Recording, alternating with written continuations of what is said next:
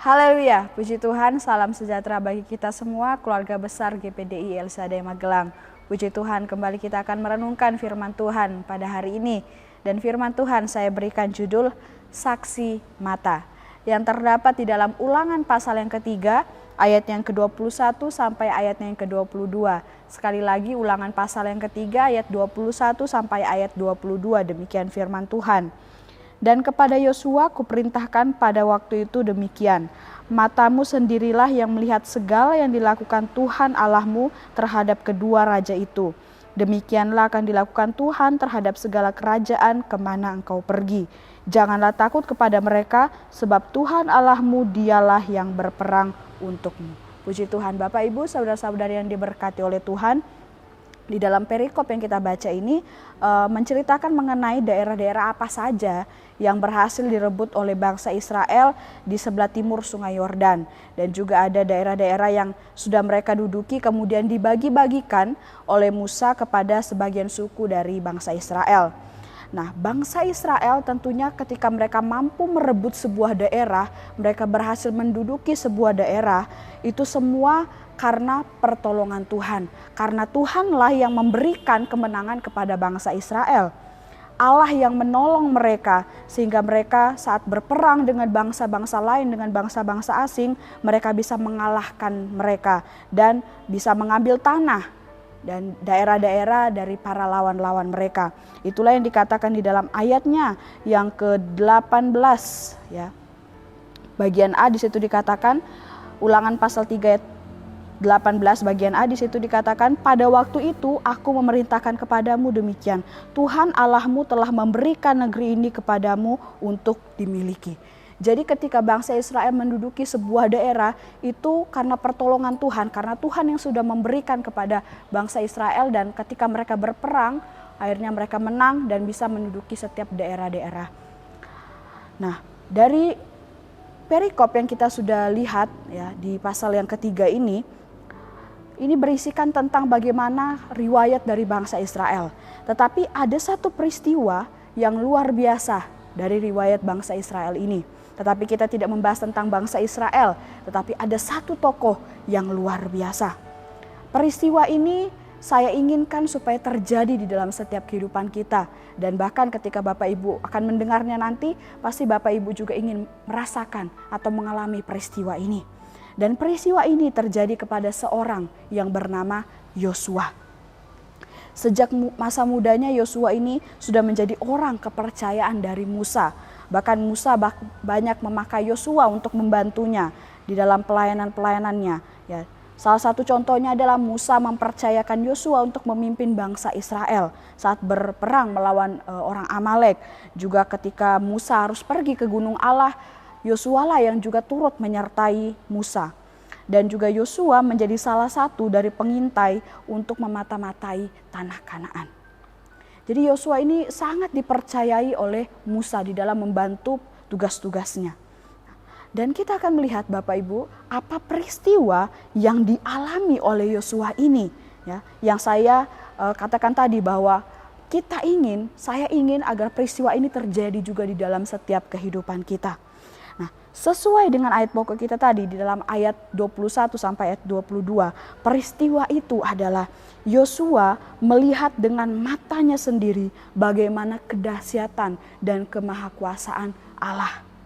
Atau lebih jelasnya, Yosua menjadi saksi mata dari kuasa Allah. Bahkan kekuasaan Allah itu akan terus dilihat oleh Yosua secara langsung kemanapun Yosua pergi. Itulah yang dikatakan di dalam kebenaran firman Tuhan. Menjadi saksi mata dari kuasa Tuhan artinya adalah tidak hanya sekedar melihat, tidak hanya sekedar menyaksikan, tetapi juga benar-benar mengalami secara langsung bagaimana kuasa Tuhan itu di dalam setiap kehidupan kita. Dan saya yakin kita juga ingin mengalami hal yang sama seperti yang dialami oleh Yosua. Dia menjadi saksi mata dari kuasa Tuhan, mengalami secara langsung kuasa Tuhan. Kita pun ingin mengalami kuasa Tuhan secara langsung bekerja di dalam setiap kehidupan kita.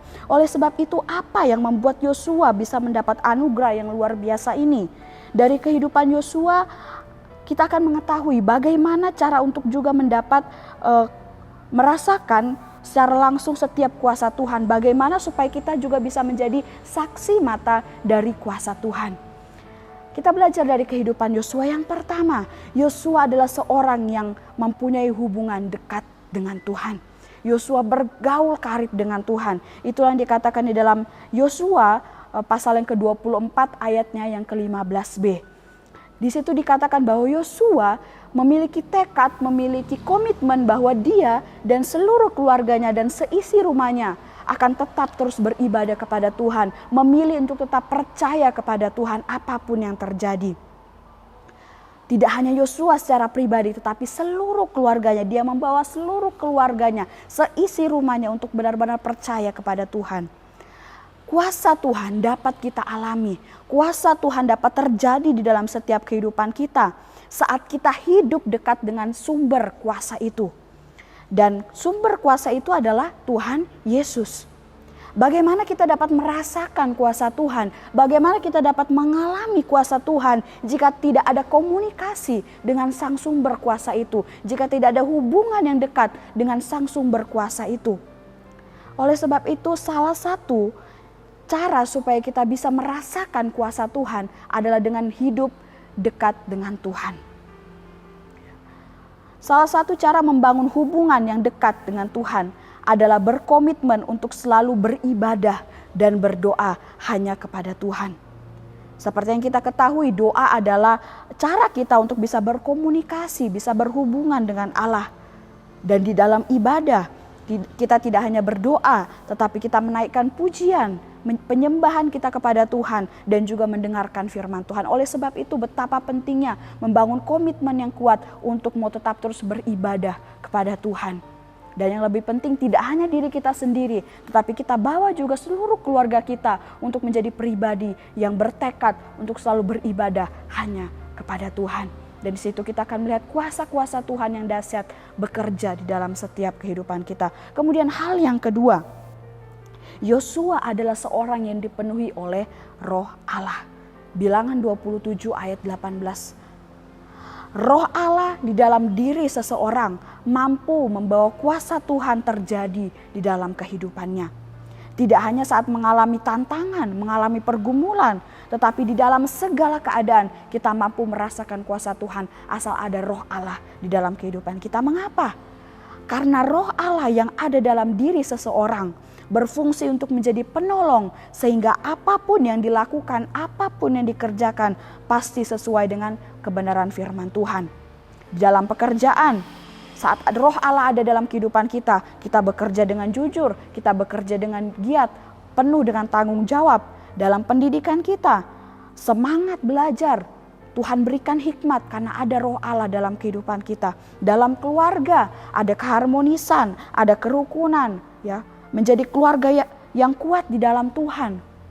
Dan juga dalam pelayanan, jika ada Roh Allah di dalam kehidupan kita, ya, kita akan terus memiliki kerinduan yang dalam untuk melayani Tuhan dengan sungguh-sungguh memberikan yang terbaik bagi Tuhan.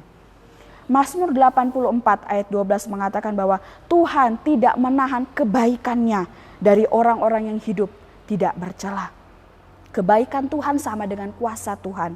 Untuk mengalami kuasa Tuhan secara pribadi, secara langsung kita harus hidup tidak bercela. Ya.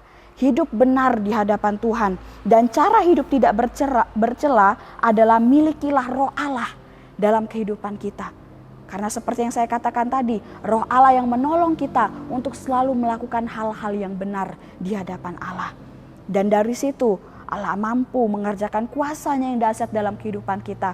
Karena Allah memperhitungkan kesetiaan kita hidup di dalam kebenarannya, hidup dipenuhi oleh Roh Kudus. Kemudian hal yang ketiga yang bisa kita pelajari dari kehidupan Yosua, supaya kita bisa juga menjadi saksi mata dari kuasanya, kuasa Allah.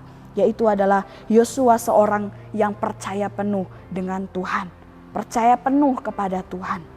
Ketika bangsa Israel harus mengembara di padang gurun selama 40 tahun.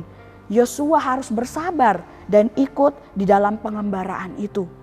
Tetapi di dalam semuanya itu Yosua tetap percaya dan setia menanti janjinya Tuhan untuk membawa mereka sampai ke tanah perjanjian, tanah Kanaan. Ketika bangsa Israel berulang kali bersungut-sungut mengeluh kepada Musa, kepada Allah. Ketika bangsa Israel pesimis, mereka takut untuk masuk ke tanah Kanaan, Yosua tidak terlibat di dalamnya.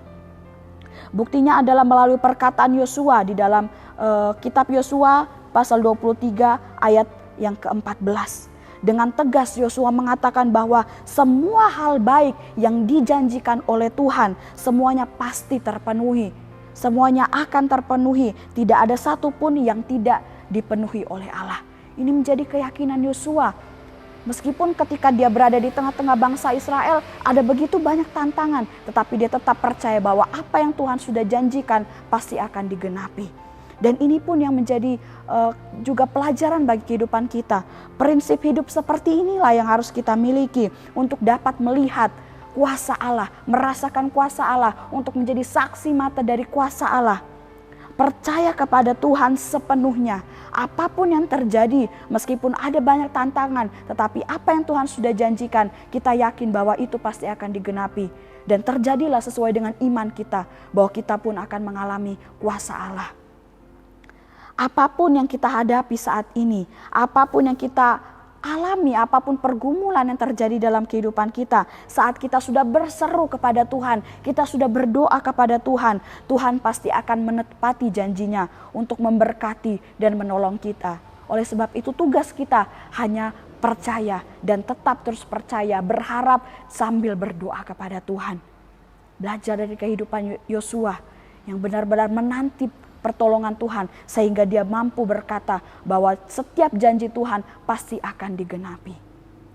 Puji Tuhan, Bapak Ibu saudara-saudari yang diberkati oleh Tuhan, kiranya kebenaran firman Tuhan hari ini menjadi kekuatan dan berkat bagi kita.